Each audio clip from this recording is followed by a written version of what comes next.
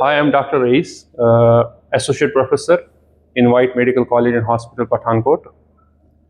आज बड़ी खुशी के साथ आपके साथ एक कैंसर पेशेंट जो कि बहुत ही चैलेंजिंग था हमारे लिए, वो डिस्कस करने जा रहे हैं। ये मरीज़ हमारे पास आए ऑलमोस्ट 3 हफ्ते पहले। तो इनकी उम्र ऑलमोस्ट 72 ईयर्स है और पहले से ये नोन केस है हेपेटाइटिस बी के।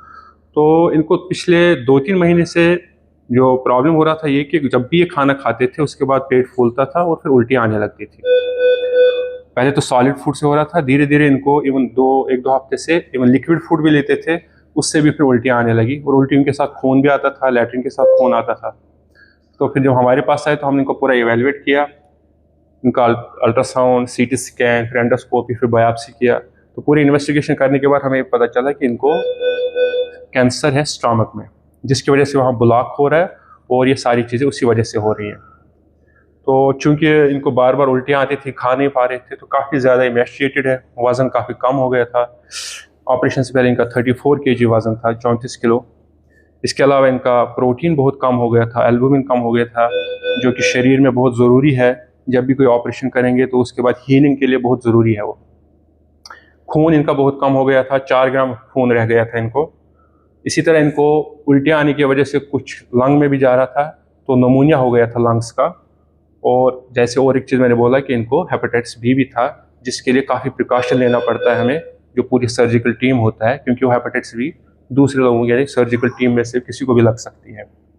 तो इतनी सारी चैलेंजेस के बावजूद हमने पूरे कॉन्फिडेंस, पूरी रिस्पॉन्सिबिलिटी और पूरी स्टैंडर्ड्स के साथ रिस्पॉन्सिबिलिटी लेते हुए इस ऑपरेशन को किया। यहाँ पे हमने इनके अटेंडेंट्स को, पेशेंट को पूरा कॉन्फिडेंस में ले लिया और वो भी हमारे ऊपर भरोसा पूरा था उनको, तो उन्होंने भी कंसर्ट दिया ऑपरेशन के लिए यहाँ पे। तो ऑपरेशन से पहले लेकिन इनको जितना हम हो सकते थे उन्हें ऑप्टिमाइज़ किया, जैसे ब्लड ट्रांसफ्यूजन दिए, प्रोटीन वगैरह का दिया, टीपीएन वगैरह, एल्बुमिन। इसी तरह इन्फेक्शन जो लंग्स वगैरह था उसको ट्रीट करने की कोशिश की, फिजियोथेरापी वगैरह। तो उसके बाद जितना हो सकता हमसे ऑप्टिमाइज़ करने के बाद फिर सर्जरी की।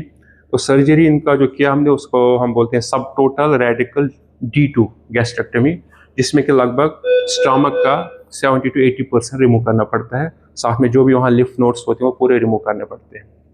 और ऑपरेशन इंट्रा ऑपरेटिवली भी, फिर पोस्ट ऑपरेटिवली इनका बहुत ही आईसीयू में पोस्ट ऑपरेटिवली जो मैनेजमेंट था बहुत ही सही से मैनेजमेंट हुआ। जैसे हमने इनको टीपीएन दिया, एल्बुमिन दिया, ब्लड ट्रांसफ्यूजन दिए, तब जाके इनकी जो कंडीशन है अभी बहुत ही स्टेबल है और पेशेंट पूरा रिकवर किया। अभी खाने में भी हम देखते हैं कि लगभग सॉफ्ट डाइट, इसके अलावा एग्स, इवन चावल भी अभी ले रहे हैं। अभी खाने में कोई दिक्कत नहीं है और अदरवाइज भी पेशेंट स्टेबल है और अभी डिस्चार्ज हो चुके हैं।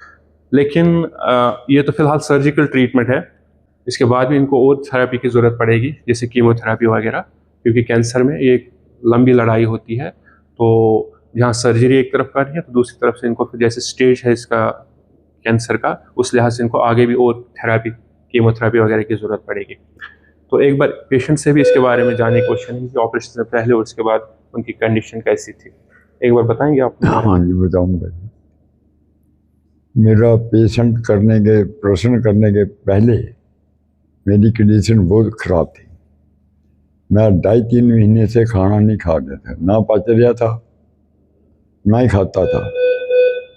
उसके अलावा जब मैं चिंतपूर्णी हॉस्पिटल पठानकोट में दाखिल हुआ हूँ तो डॉक्टर साहब ने मेरे ट्रीटमेंट किए, सब टेस्ट किए और टेस्ट करने के बावजूद डॉक्टर साहब ने जो बात बता दें कि ब्लीडिंग में नहीं चलती थी, कि मेरी काले रंग की लैटरिन आती थी। हाँ जी, अब तो वैसे मेरे को लैटरिन काले रंग की नहीं है रही। ऑपरेट करने के बाद अब मैं ठीक हूँ, वैसे बहुत बढ़िया मेरा ऑपरेट कर दिया है डॉक्टर साहब ने। मैं तो इनका बहुत बहुत शुक्रगुजार करता हूँ। खाने में क्या क्या लेते हैं आप? खाने में मैं अब चावल ले रहा हूँ, जो सत्ता मैं खा रहा हूँ। सूप ले रहा हूँ दाल खा रहा हूँ। हाँ जी, फुल्का भी मैंने खा लिया एक रोज। हाँ जी, रोटी मैं खा रहा हूँ। ठीक, जो खाने से कोई दिक्कत नहीं हो रहा? कोई मेरे को दिक्कत नहीं हो रहा है। ठीक है, अब ठीक हो रहा है, मैं अब पच रहा है। ओके। तो जैसे कि उन्होंने बताया कि अभी खाना वाना ठीक से ले रहे हैं, तो वैसे भी इनको प्रॉपर डाइट लेना पड़ेगा, क्योंकि आगे जो इनकी थेरेपी वगैरह होने वाली है, जो इनको हमने समझा दिया है। थैंक्स।